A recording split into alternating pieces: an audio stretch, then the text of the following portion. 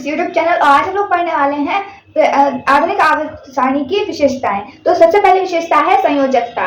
संयोजकता क्या होता है कि किसी तत्व के बाह्यतम कोश में जितने इलेक्ट्रॉन होते हैं वह उसकी संयोजकता होती है। कोश क्या होता है KLM से हम लोग दिखाते हैं, KLM और N से, ठीक। और उनको लिखने का तरीका ये होता है 2n² के फॉर्म में लिखा जाता है। n की वैल्यू कहाँ से रखते हैं, 1 2 3 करके रखते हैं, ठीक है। K के लिए 1, L के लिए 2, ठीक है, M के लिए 3 और N के लिए 4 रहेगी, ठीक। तो इस तरह से हम लोग उनको लिखते हैं। तो यहाँ पर क्या बताना है कि आवर्त सारणी की विशेषताएं। तो संयोजकता क्या होती है, तो जो आवर्त सारणी होती है हमारी वो होती है रेक्टेंगल की तरह होती है, ठीक। तो इस तरह से जब इस तरफ जाते हैं तो कहते हैं आवर्त में बाएं से दाएं तरफ जाने पर, ठीक।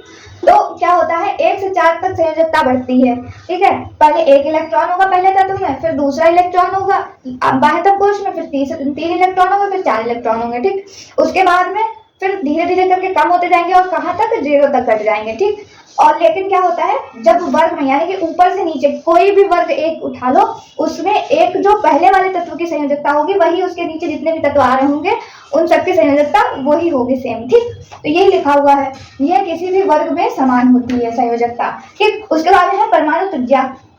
परमाणु त्रिज्या क्या होती है कि आवर्त में बाएं से दाएं जाने पर परमाणु त्रिज्या घटती है और वर्ग में ऊपर से नीचे जाने पर परमाणु त्रिज्या बढ़ती है। घटती क्यों है, क्योंकि इस तरफ जितने भी होते हैं वो धातुएं होती हैं, इस तरफ के जो भी होते हैं वो अधातुएं होती हैं, ठीक है। तो धातुओं पे पॉजिटिव चार्ज होता है, इसलिए जो नाभिक होता है वो पॉजिटिव चार्ज को दूर मतलब कि अपने से प्रतिकर्षित करता है, इसलिए त्रिज्या ज्यादा होती है, ठीक है। और जब इस तरफ जाते हैं तो इलेक्ट्रॉन होते हैं, उस पर अधातुओं पर इलेक्ट्रॉन होते हैं, क्योंकि इसलिए इलेक्ट्रॉन को नाभिक उनका खींचता रहता है, तो इनकी त्रिज्या कम होती जाती है, ठीक। और ऊपर से जब नीचे जाएंगे तो क्योंकि एक एक करके इलेक्ट्रॉन के जो त्रिज्या कोश होता है वो बढ़ता जाता है, इसलिए क्या होता है नीचे जाने पर परमाणु त्रिज्या बढ़ती है, ठीक। ऊपर से नीचे जाएंगे वर्ग में तो उसकी परमाणु त्रिज्या बढ़ती जाएगी, ठीक। उसके बाद है विद्युत ऋणात्मकता।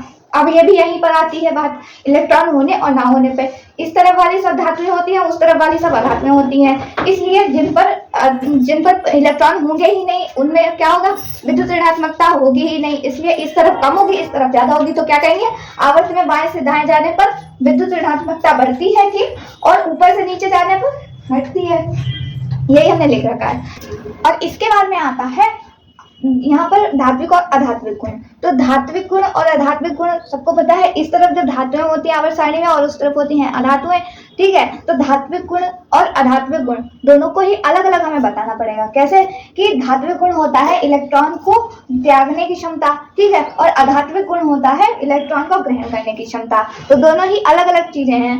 तो यहाँ इस तरफ से जब आवर्त में इधर से इधर जाएंगे तो ये जो धात्विक गुण होगा यानी कि धातु में होने का गुण होगा वो इधर से इधर जाने पर क्या होगा, कम होगा, क्योंकि इधर धातुएं होती है इधर अधातुएं होती है, तो इधर से इधर जाएंगे तो धात्विक गुण कम हो जाएगा और अधात्विक गुण इधर से इधर जाने पर बढ़ेगा, क्योंकि इधर अधातुएं होती हैं इसलिए, ठीक है। तो ऑक्साइडों की प्रकृति कैसे होती है, क्योंकि धातुओं के ऑक्साइड क्षारीय होते हैं और अधातुओं के ऑक्साइड अम्लीय होते हैं, ठीक है।